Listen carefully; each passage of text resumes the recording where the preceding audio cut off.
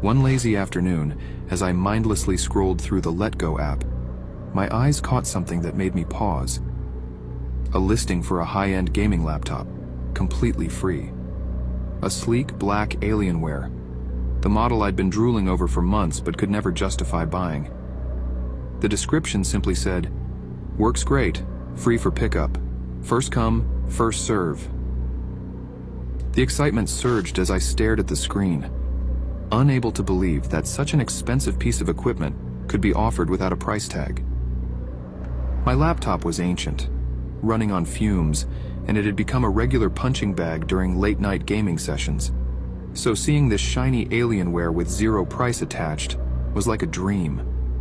Without thinking twice, I hit, "Is the laptop really free? Where can I pick it up?" I expected a delay given that it seemed like an insanely good deal, but to my surprise, the seller, someone named Claudia, responded almost immediately. "Yep, it's free. Just come and grab it. First come, first serve though. Lots of interest." Naturally, this response set off a small alarm bell in my mind. Too good to be true. But still, free was free, right? But that's where I should have paused. I asked for the address, and instead of giving me one, she sent me coordinates. Who the hell sends coordinates instead of an actual address? I messaged her back. "Could you just send an address or a landmark near the location?" She responded, "Sorry, I'm off-grid, and this area doesn't really have any addresses. It's just easier if you follow the coordinates. Trust me, it's worth the trip. Just text me when you're on your way. I'll be waiting." A bit skeptical, I tried Googling the coordinates. Sure enough, it led to an area outside the city, pretty much in the middle of nowhere, surrounded by woods. That should have been my second red flag, but I thought to myself, maybe she's just one of those reclusive tech geniuses or someone who hates social interaction. I could relate to that. We agreed on a time, 7 p.m., which was just before sundown. I downloaded a GPS coordinates app, plugged in the location, and set off.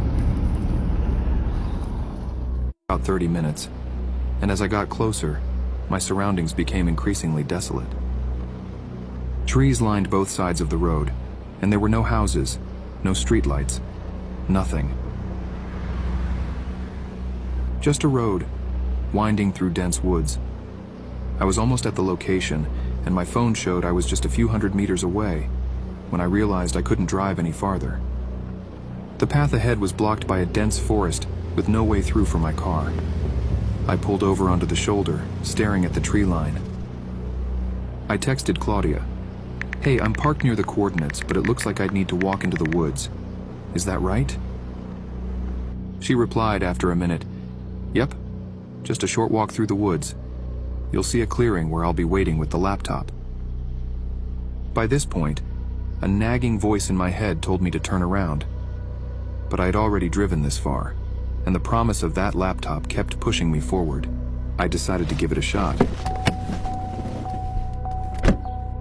I grabbed my phone, stuffed my car keys in my pocket, and headed into the woods.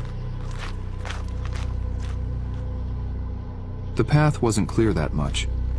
I had to walk carefully while looking at the phone. Also, I wasn't exactly dressed for a trek through the forest, but I figured it would only be a quick walk. The sun already dipped below the horizon, but I checked my phone. Just 100 meters to go. But there was no clearing. Nothing but more trees. I stopped and texted Claudia again. "I'm here, but I don't see any clearing?" She didn't respond right away. I waited, trying to suppress the growing sense of unease. After a minute, my phone buzzed. "Oh, sorry, I just moved a bit farther into the woods. Keep going, you're almost there." That was it for me. Something wasn't right. I felt the hairs on the back of my neck stand up. I texted back, "It's getting dark, I think I'll just head back."